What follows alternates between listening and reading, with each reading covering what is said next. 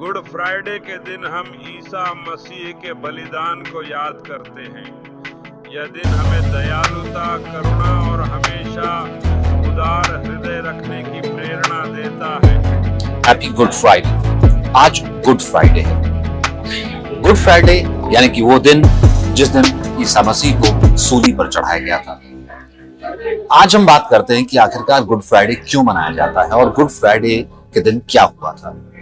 बहुत से लोग इस बारे में नहीं जानते, इस कारण से मुझे लगा आज मुझे आपको बताना चाहिए। गुड फ्राइडे नाम से तो ऐसा लगता है कि जैसे ईसाइयों का बहुत बड़ा त्योहार है, बहुत खुशी के साथ, हर्षोल्लास के साथ इसे मनाया जाता होगा, लेकिन क्योंकि मानवता की भलाई के लिए ईसा मसीह सूली पर चढ़ गए थे, इस कारण से इसका नाम, और उस दिन शुक्रवार था, इस कारण से इसके आगे गुड लगाया गया है। वैसे इस दिन जो है ये शोक दिवस की तरह मनाया जाता है। इस दिन ईसा मसीह को सूली पर चढ़ाया गया था। लगभग 2000 साल पहले जिस वक्त यहूदी शासक हुआ करते थे, उस वक्त ईसा मसीह जो कि धर्म का, मानवता का, आपसी प्यार मोहब्बत का और एक दूसरे को बराबरी का उस वक्त प्रचार किया करते थे, बात किया करते थे, और लोग उन्हें परमेश्वर का, परमपिता परमेश्वर का पुत्र मानने लगे। ऐसे में उस वक्त यहूदी साम्राज्य में जो पाखंडी धर्मगुरु हुआ करते थे, उन्हें ये बिल्कुल भी अच्छा नहीं लगा। उन्होंने इसके लिए कान भरने शुरू कर दिए यहूदी शासकों के। उन्होंने ये कहा कि जो उस वक्त इसकी शिकायत की रोमन गवर्नर पिलातुस से। उन्होंने कहा कि एक ऐसा शख्स है जो आम लोगों के बीच रहता है, दिव्य बातें करता है, दिव्य ऐसा लगता है, मानवता की भलाई की बातें करता है और खुद को ईश्वर का पुत्र कहता है। और उस वक्त सबसे बड़ा पाप था उस राज्य में खुद को ईश्वर का पुत्र कहना। तो ऐसे में उनको राजद्रोह का मुकदमा जो है उन पर डाल दिया गया और फांसी पर लटकाने का हुक्म पिलातुस ने जारी कर दिया। ऐसे में उस दिन, शुक्रवार के दिन, उन्हें बहुत प्रताड़ना दी गई। क्रूस पर, सूली पर चढ़ाने का हुक्म जारी कर दिया गया। कांटों का ताज पहनाया गया। सबसे पहले ईसा मसीह को खुद अपना क्रॉस, अपनी सूली अपने कंधे पर रख करके ले जाने को कहा। उस वक्त बहुत पीड़ा में थे, लेकिन तब भी एक भी शब्द बुरा किसी के लिए नहीं निकला। वो खुद नीचे जितने सेवादार थे, जितने नीचे वहां पर सिपाही थे, वो क्रूरता से यीशु मसीह पर कोड़े चला रहे थे, उन्हें मार रहे थे। उसके बाद ईसा मसीह को सूली पर लटकाया गया और कहा जाता है कि लगभग 6 घंटे तक वो सूली पर लटके रहे और 3 घंटे बाद जो है उनकी मृत्यु हुई। और 3 घंटे बाद एक ऐसा जलजला आया कि मानो पृथ्वी हिल गई हो। बहुत बुरे तरीके से तूफान आया, कब्रों की कब्रें उठ गई। और अंतिम शब्द आपको मालूम है क्या थे?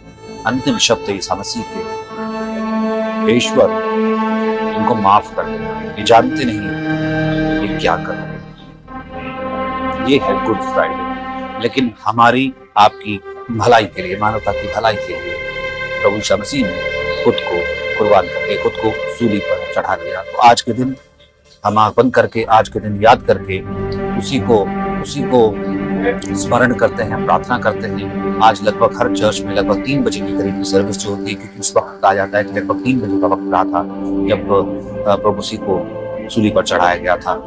और ईस्टर के बाद इंतजार रहता है, गुड फ्राइडे के बाद इंतजार रहता है अब ईस्टर का, क्योंकि प्रभु जाने के बाद वापस आ गए। तो रविवार को एक बार फिर से मुलाकात करेंगे, तब ईस्टर के बारे में आपको बताएंगे। उससे पहले गुड फ्राइडे और ईस्टर दोनों की आपको शुभकामनाएं।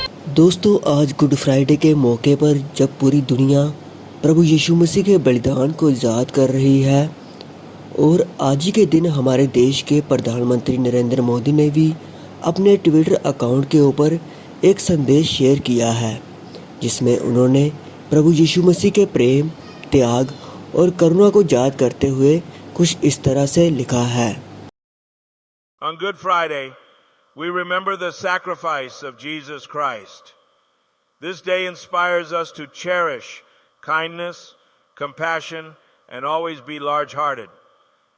May the spirit of peace and togetherness always prevail. Good Friday के दिन हम ईसा मसीह के बलिदान को याद करते हैं। यह दिन हमें दयालुता, करुणा और हमेशा उदार हृदय रखने की प्रेरणा देता है। शांति और एकजुटता की भावना हमेशा बनी रहे।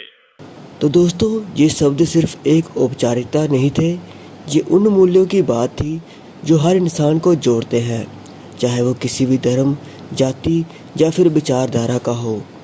आज जब दुनिया में नफरत और बंटवारे की बातें जोर पकड़ती जा रही हैं और ख़ासकर हमारे देश में धर्म के नाम पर बहुत से बंटवारे और बहुत सी अलग अलग विचारधारा देखने को मिल रही है, ऐसे में प्रधानमंत्री के द्वारा प्रभु यीशु मसीह के बलिदान को सम्मान देना एक सकारात्मक संकेत है।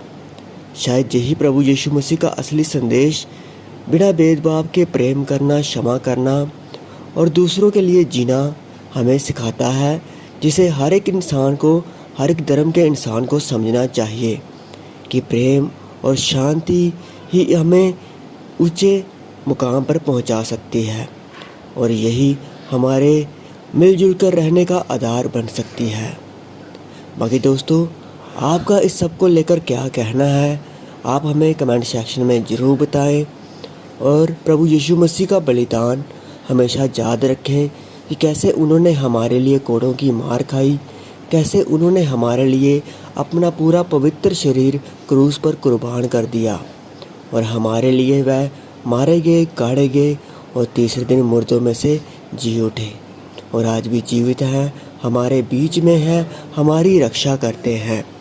वही हमारे एकमात्र परमेश्वर हैं जिन्होंने हमें चुना है और नाम लेकर बुलाया है ताकि हम अनंत जीवन को पाएं। प्रभु यीशु मसीह की जय। प्रभु यीशु मसीह आप सभी को आशीष दे। आमीन। परमेश्वर ने कोई जात नहीं बनाई, मालूम है कि नहीं? उसने कोई जाति नहीं बनाई, उसने कोई धर्म नहीं बनाया, उसने इंसान बनाया। हमने अलग अलग पैदा कर ली चीजें और हमने परमेश्वर को फॉलो करना है। आमीन। आपकी अपनी संतान, आप बोलोगे कि एक बड़ी जाति वाला है और एक ये छोटा है, आप बोलोगे? परमेश्वर ने सबको समान बनाया। हमने दुनिया में गेम्स खेली और अलग अलग कर दी। आप किसी भी धर्म के हों, जाति के हों, आपका स्वागत है यीशु मसीह की प्रेजेंस में। दोस्तों, ये बात बिल्कुल सच है कि परमेश्वर ने कोई भी धर्म नहीं बनाया और धर्म तो इंसानों के द्वारा बनाए गए हैं और हम देखते हैं कि शुरू से लेकर अब तक इनके कारण कई इंसान एक दूसरे के दुश्मन बन गए हैं, जबकि परमेश्वर चाहते हैं कि हम सबके साथ मिलजुल कर प्रेम से रहें।